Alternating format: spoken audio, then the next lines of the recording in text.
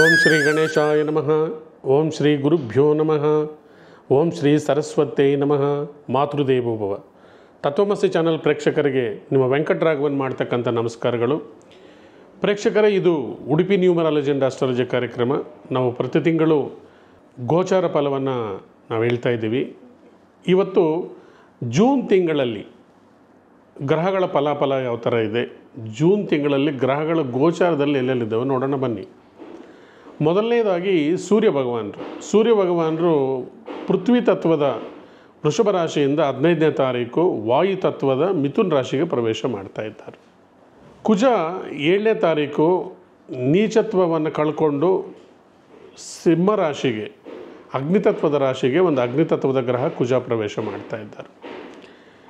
ಬುಧ ಪೃಥ್ವಿ ತತ್ವದ ರಾಶಿಯಾಗಿರ್ತಕ್ಕಂಥ ವೃಷಭ ರಾಶಿಯಿಂದ ವಾಯುತತ್ವದ ಸ್ವಂತ ಮನೆಗೆ ಮಿಥುನ್ ರಾಶಿಗೆ ಬುಧ ಎಂಟ್ರಿ ಕೊಡ್ತಾ ಇದ್ದಾರೆ. ನೆಕ್ಸ್ಟು ಶುಕ್ರ ಭಗವಾನರು ಮೇಷರಾಶಿಯಲ್ಲಿ ಮೇ 15ನೇ ತಾರೀಕಿಂದ ಮೇಷರಾಶಿಯಲ್ಲಿ ಜರ್ನಿ ಮಾಡ್ತಾ ಇದ್ದಾರೆ. ಗುರು ಭಗವಾನರು ಆಲ್ರೆಡಿ ಮಿಥುನ್ ರಾಶಿಯಲ್ಲಿ ಸಂಚಾರ ನಡೀತಾ ಇದೆ. ಹಾಗೆ ಶನಿ ಭಗವಾನರು ಮೀನ ರಾಶಿಯಲ್ಲಿ, ಜಲರಾಶಿಯಲ್ಲಿ ಒಂದು ವಾಯುತತ್ವದ ಗ್ರಹ 2.5 ವರ್ಷಗಳ ಕಾಲ ತನ್ನ ಜರ್ನಿಯನ್ನು ನಡೆಸ್ತಾ ಇದೆ. ರಾಹು ಕುಂಭರಾಶಿಯಲ್ಲಿದ್ದರೆ ಕೇತು ಭಗವಾನರು ಸಿಂಹರಾಶಿಯಲ್ಲಿದ್ದಾರೆ. ಇದು ಗ್ರಹಗಳ ಒಂದು ಚಲನೆ. ಹಾಗಾದರೆ ನೆಕ್ಸ್ಟ್ ರಾಶಿಯಾಗಿರ್ತಕ್ಕಂಥ ತುಲಾರಾಶಿ ಬಗ್ಗೆ ತಿಳ್ಕೊಳ್ಳೋಣ ಬನ್ನಿ. ತುಲಾರಾಶಿಯವರಿಗೆ ಈ ತಿಂಗಳಲ್ಲಿ ಜಾಕ್ಪಾಟ್ ಇದ್ದಂಗೆ. ಮೊದಲನೇದಾಗಿ ಭಾಗ್ಯಸ್ಥಾನದಲ್ಲಿ ಗುರು, ಬುಧ ಮತ್ತು ರವಿ ಭಾಗ್ಯೋದಯ ಚೆನ್ನಾಗಿದೆ. ಪಿತ್ರಾರ್ಜಿತ ಆಸ್ತಿ ಕೈ ಸೇರ್ತಕ್ಕಂಥದ್ದು, ಮತ್ತು ದೂರದ ಪ್ರದೇಶಗಳಿಗೆ ಹೋಗಿ ವಿದ್ಯಾಭ್ಯಾಸ ಮಾಡ್ತಕ್ಕಂಥದ್ದು, ವ್ಯವಸಾಯದಾರರಿಗೆ ಒಳ್ಳೆಯ ಅನುಕೂಲ ಇರತಕ್ಕಂಥದ್ದು, ಮದುವೆ ಮಾಡ್ಕೊಳ್ಳೋರಿಗೆ, ಸಂಭಾವರಿಗೆ ಮದುವೆ ಆಗ್ತಕ್ಕಂಥದ್ದು, ಉದ್ಯೋಗ ಅವಕಾಶಗಳು ವಿಪುಲವಾಗಿದೆ. ಯಾಕೆಂದರೆ ನಿಮಗೆ ಕರ್ಮಸ್ಥಾನದಲ್ಲಿ ಧನಾಧಿಪತಿ ಕುಜ ಕೂಡ ಇದ್ದಾರೆ. ಸೊ ಅದರಿಂದ ಉದ್ಯೋಗ ಅವಕಾಶಗಳು ಚೆನ್ನಾಗಿದೆ. ಮತ್ತು ಸಪ್ತಮದಲ್ಲಿ ಶುಕ್ರ ಭಗವಾನರು, ವಿವಾಹ ಸ್ಥಾನದಲ್ಲಿ ಶುಕ್ರ ಭಗವಾನರಿರೋದರಿಂದ ನಿಮ್ಮ ಸಂಗಾತಿಗೆ ಉದ್ಯೋಗ ಪ್ರಾಪ್ತಿಯಾಗಿ ಆಗ್ತಕ್ಕಂಥದ್ದು, ಮತ್ತು ಸಂಗಾತಿಯಿಂದ ನಿಮ್ಗೆ ಏನಾದರೂ ಲಾಭ ಆಗ್ತಕ್ಕಂಥದ್ದು ಇದೆಲ್ಲ ಇದೆ. ಮತ್ತು 6ನೇ ಮನೆಯಲ್ಲಿ ಮತ್ತು ಅರ್ನಿಂಗ್ಸ್ಗೆ, ಉದ್ಯೋಗಕ್ಕೆ ಕೂಡ ಮತ್ತೊಂದು ಗ್ರಹ, ಕರ್ಮಕಾರಕ ಗ್ರಹ 6ನೇ ಮನೆಯಲ್ಲಿರೋದರಿಂದ ಉದ್ಯೋಗ ಅವಕಾಶಗಳು, ದೂರದ ಪ್ರದೇಶಗಳಲ್ಲಿ ವಿದ್ಯಾಭ್ಯಾಸ ಮಾಡ್ತಕ್ಕಂಥದ್ದು, ವ್ಯವಸಾಯದಾರರಿಗೆ ಮುಖ್ಯವಾಗಿ ತುಂಬ ಅನುಕೂಲವಾಗಿದೆ.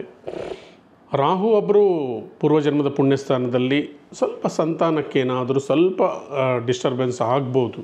ಸಂತಾನ ಡಿಲೇ ಆಗೋದು, ಸಂತಾನ ಹರಣ ಆಗೋದು, ಇದೆಲ್ಲ ಇರುತ್ತೆ. ಸ್ವಲ್ಪ ನೋಡ್ಕೋಬೇಕು. ಕೇತು ಕೂಡ ಲಾಭಸ್ಥಾನದಲ್ಲಿ ತುಂಬ ನಿಮಗೆ ಅನ್ಎಕ್ಸ್ಪೆಕ್ಟೆಡ್ ಮನಿ ಬರೋದು, ಈ ರೀತಿ ವಿಪರೀತ ಫಲಗಳು ಇದೆ ನಿಮಗೆ. ಎಲ್ಲ ಗ್ರಹಗಳ ಆಲ್ಮೋಸ್ಟ್ ಆಲ್ ನಿಮಗೆ ರಾಹು ಗ್ರಹ ಒಬ್ಬರು ಬಿಟ್ಟಿದರೆ ಎಲ್ಲ ಗ್ರಹರು ನಿಮಗೆ ಅನುಕೂಲವಾಗಿದ್ದಾರೆ. ಸೊ ಓವರಾಲ್ ಆಗಿ ಚೆನ್ನಾಗಿದೆ. ಈ ತಿಂಗಳು ಬರ್ತಕ್ಕಂಥ 6 ಮತ್ತು 17ನೇ ತಾರೀಕಲ್ಲಿ ಏಕಾದಶಿ ಇದೆ. ಆವತ್ತು ಓಂ ನಮೋ ನಾರಾಯಣಾಯ ಅಂತಕ್ಕಂಥ ಮಂತ್ರವನ್ನು 108 ಸರ್ತಿ ಹೇಳ್ಕೊಳ್ಳಿ. ಈಗ ಕಾರ್ಯಕ್ರಮವನ್ನು ಮುಕ್ತಾಯ ಮಾಡ್ತಕ್ಕಂಥ ಹಂತಕ್ಕೆ ತಲುಪ್ತಾ ಇದ್ದೀವಿ. ನಾನು ಕೆಲವು ಟಿಪ್ಸನ್ನು ಹೇಳಿ ಈ ಕಾರ್ಯಕ್ರಮ ನಾನು ಇಲ್ಲಿಗೆ ಮುಕ್ತಾಯ ಮಾಡ್ತಾಯಿದ್ದೀನಿ.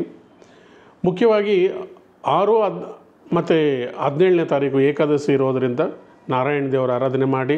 11-25 ಅಮಾವಾಸ್ಯೆ ಹುಣ್ಣಿಮೆ ಇದೆ. ಆವತ್ತು ಇಂಪಾರ್ಟೆಂಟ್ ಕೆಲಸ ಕಾರ್ಯಗಳನ್ನೆಲ್ಲ ಕೂಡ ನೀವು ಪೆಂಡಿಂಗ್ ಇಟ್ಕೋಬೇಕು. ಯಾವುದು ಇಂಪಾರ್ಟೆಂಟ್ ಕೆಲಸ ಕಾರ್ಯ ನೀವು ಮಾಡೋಕ್ಕೆ ಹೋಗಬಾರ್ದು.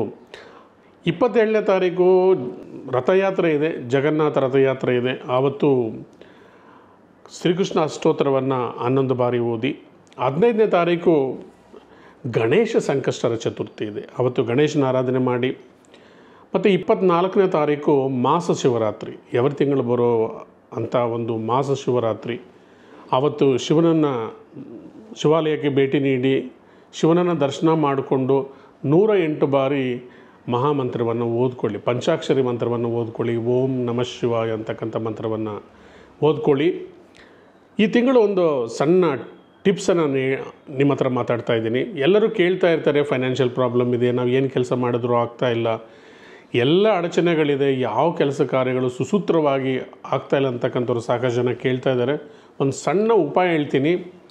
ನೀವು ಎಲ್ಲಾದರೂ ಹೋಗ್ತಾ ಇರಬೇಕಂದ್ರೆ ದಾರಿಯಲ್ಲಿ ಅಥವಾ ಎಲ್ಲಾದರೂ ಅಚಾನಕ್ಕಾಗಿ ನಿಮಗೇನಾದರೂ ಒಂದು ಒಂದು ಬೀಗದ ಕೈ ನಿಮಗೇನಾದರೂ ಸಿಕ್ಕಿದರೆ ಅದನ್ನು ಎತ್ಕೊಳ್ಳಿ, ತೊಗೊಂಡು ಬಂದು ಅದನ್ನು ಗಂಗಾ ಜಲ ಅಥವಾ ಯಾವುದಾದ್ರೂ ಒಂದು ಪವಿತ್ರವಾದಂಥ ಜಲ ಅಥವಾ ಗೋಮೂತ್ರದಲ್ಲಿ ಅದನ್ನು ತೊಳೆದುಬಿಟ್ಟು ಶುದ್ಧವನ್ನು ಮಾಡಿ ಅದಕ್ಕೆ ಅರಿಶಿನವನ್ನು ಇಟ್ಬಿಟ್ಟು ಅದರ ಜೊತೆಗೆ ಒಂದು 5 ಗುಲಗಂಜಿಯನ್ನಿಟ್ಟು ಒಂದು ಕೆಂಪು ವಸ್ತ್ರದಲ್ಲಿ ಸುತ್ತಿಬಿಟ್ಟು ನಿಮ್ಮ ಬೀರುವಾದಲ್ಲಿ ಅಥವಾ ನೀವು ಹಣಕಾಸು ಇಟ್ಕೊಳ್ತಕ್ಕಂಥ ಜಾಗದಲ್ಲಿ ಇಟ್ಕೊಂಡಿದ್ರೆ ನಿಮಗೆ ಆರ್ಥಿಕ ಅಭಿವೃದ್ಧಿ ಆಗುತ್ತೆ ಅಂತ ಹೇಳ್ತಾ, ನಮ್ಮ ಕಾರ್ಯಕ್ರಮವನ್ನು ನೀವು ನಿರಂತರವಾಗಿ ವೀಕ್ಷಣೆ ಮಾಡ್ತಾ ಇದ್ದು ನಮ್ಮನ್ನು ಆಧರಿಸ್ತಾ ಇರೋದಕ್ಕೆ ನಿಮ್ಮೆಲ್ಲರಿಗೂ ಹೃತ್ಪೂರ್ವಕ ಧನ್ಯವಾದಗಳನ್ನು ಹೇಳ್ತಾ ಈ ಕಾರ್ಯಕ್ರಮ ಇಲ್ಲಿಗೆ ಮುಕ್ತಾಯ ಮಾಡ್ತಾ ಇದ್ದೀನಿ. ಧನ್ಯವಾದಗಳು. Thank you very much. Thank you.